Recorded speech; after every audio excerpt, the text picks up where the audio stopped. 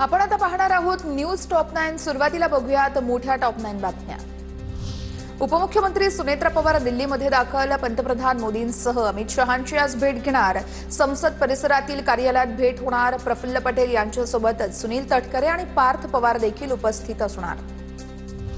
सुनेत्रा पवार दिल्लीमध्ये प्रफुल्ल पटेल यांच्या निवासस्थानी बैठक सुरू। सुनेत्रा पवारांसोबत सुनील तटकरे, पार्थ पवार आणि जय पवार हे देखील पटेल यांच्या निवासस्थानी। प्रफुल्ल पटेल यांच्या निवासस्थानाहून संसदेकडे निघणार। रोहित पवारांची आज दुपारी 12 वाजता दिल्लीमध्ये पत्रकार परिषद। रोहित पवार सध्या दिल्लीमध्ये। पत्रकार परिषदेत रोहित पवार काय बोलणार याकडे लक्ष। अजितदादांचा अपघात नव्हे 100% घात, रोहित पवारांचा आरोप। रोहित पवारांनी चौकशीच्या मागणीला राजकीय झलर देऊ नये। रोहित पवारांकडून चौकशीची मागणी योग्य दिशेने, आमचं समर्थन। अनिल पाटील यांचं वक्तव्य।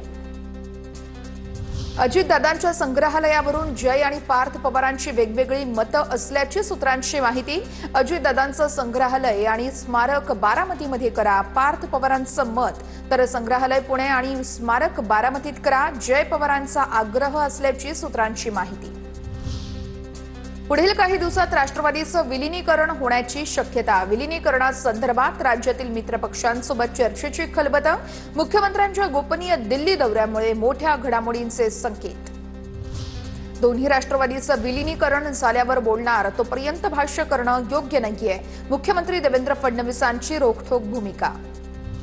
पुण्यामध्ये नव्या पालकमंत्र्यांच्या अध्यक्षतेखाली उद्या पहिली बैठक। सुनेत्रा पवारांच्या अध्यक्षतेत उद्या पुणे जिल्हा नियोजन समितीची बैठक। बैठकीमध्ये पुण्याच्या जिल्हा प्रारूप आराखड्याला मान्यता दिली जाणार। नाशिकमध्ये अंतर्गत गटबाजीची उपमुख्यमंत्री एकनाथ शिंदेंकडून दखल। रात्री उशिरापर्यंत एकनाथ शिंदेंच्या निवासस्थानी बैठक सुरू होती। एकनाथ शिंदेंकडून प्रत्येक नगरसेवक आणि पदाधिकाऱ्यांसोबत स्वतंत्र चर्चाही करण्यात आली आहे।